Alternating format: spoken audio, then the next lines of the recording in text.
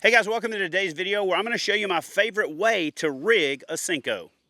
Fish on! That's a toad, brother. Golly! Alright, so my favorite way to rig a Senko is weightless and weedless. And in the summertime, I really like to downsize my hook because I like to skip the lure up into tight places. And by skipping the lure where it's inline, it casts like a bullet and it goes further back up into cover. I do like to wacky rig occasionally. I actually like to wacky rig when the water's a little colder, when I want the bait to fall a little slower, when I can keep it, yo-yo it a little bit more. But once we get into these 80-degree water temperatures, I really like to fish my Senko just weightless and weedless. Now, the Senko itself is heavy enough that even in 8, 10, 12 foot of water, you don't have to sit there and wait forever for it to go to the bottom.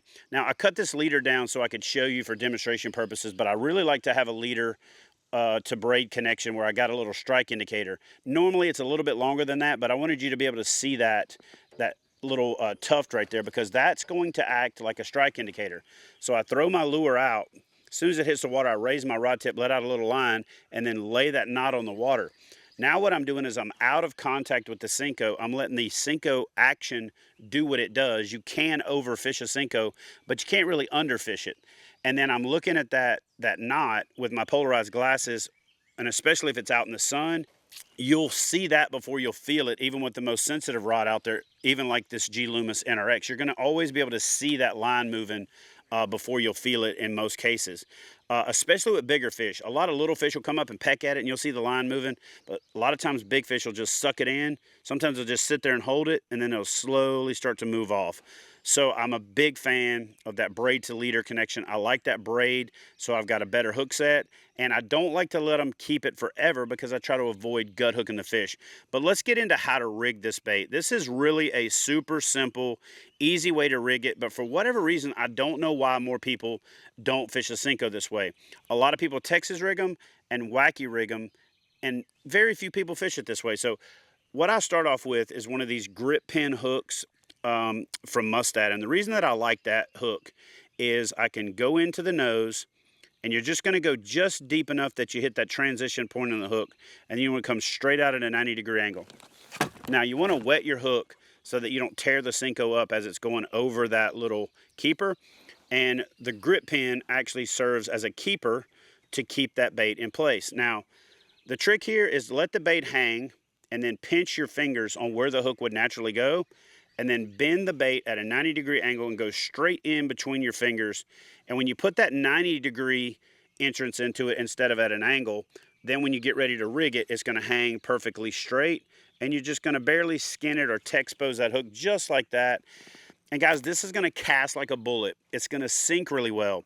When I want it to fall more natural, I downsize to a 2-aught hook. When I want it to fall more aggressive, I upsize to a 4, 5, and sometimes even a 6-aught hook. But with that 2-aught hook, it's going to give it a little bit of weight, and it's going to make it kind of search in one direction and do that death shimmy as it goes down.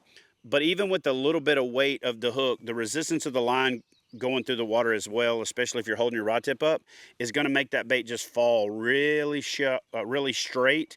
It's going to flutter and kind of sink back and forth. And guys, honestly, it's the action of the Senko that triggers the strike. It's not you twitching on it and pulling on it.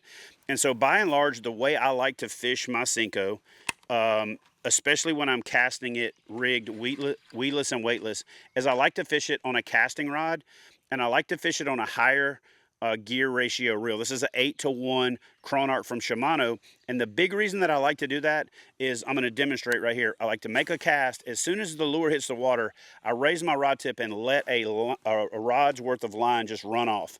The next thing I'm going to do is I'm going to engage the hook, I'm going to engage the spool with my middle finger on the back of my hand.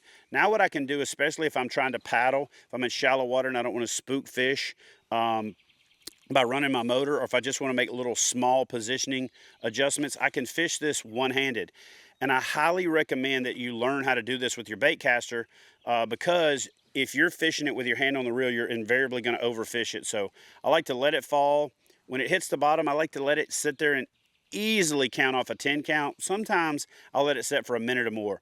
But as soon as it hits the bottom, give it about a 10 count. And then what you want to do is raise your rod tip, and then you want to flick up the slack, and then follow that line back down to the water, and do that basically from however far you cast it all the way back to the boat, because you'll have fish that follow it, and sometimes that last adjustment where you're picking up off the bottom to reel it in will trigger a strike. And when it's summertime and the water's hot and the fish aren't that active, putting every possible advantage in your favor is going to put fish in the boat. We only had a short time to get out here and demonstrate this for you guys today, but literally I tried everything else in the morning, tried the top waters, tried all the fancy, fun, power fishing baits, picked up the Senko, caught a fish within a few casts. So if you're looking to put fish in the boat in the summertime, downsize your hook, go to a weightless and weedless rig where you can literally skip that bait or bullet cast it up under docks, up into cover. And guys, I promise you, if you rig your Senkos like that, and especially if you fish a Senko, you're going to catch more fish this summer. So guys, if you like tips like this, do me a favor, leave a comment in the comment section below. Don't forget to smash that thumbs up. It takes a little bit of effort on your part, means a whole lot to me. And leave a comment so that we know exactly how you feel about this, so we can make adjustments to give you the best possible content that we can. I will see you guys in the next video.